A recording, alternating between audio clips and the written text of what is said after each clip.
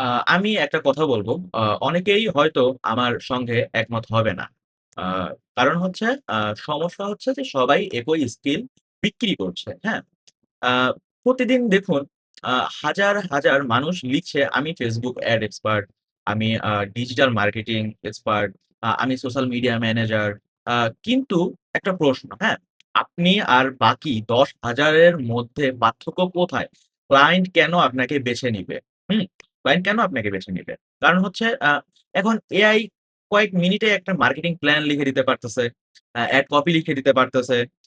তাহলে শুধু আ চালাতে জানাটাই কি যথেষ্ট? আমার মতে না।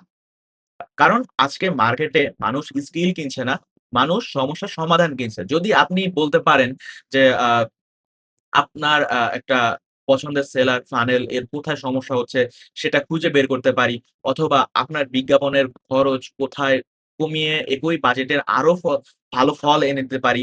তাহলে আপনি শুধু একজন ফ্রিল্যান্সার নন, আপনি একজন প্রবলেম সলভার। তো সেক্ষেত্রে আ আর এই পার্থক্যটাই ভবিষ্যতে সবচেয়ে মূল্যবান হতে পারে। তো একটা প্রশ্ন রেখে যাচ্ছি যে আপনি কি এখনো সার্ভিস বিক্রি করছেন নাকি ব্যবসার সমস্যার সমাধান করছেন? তো দ্যাটস ওয়াই এতটুকুই। ভালো থাকবেন।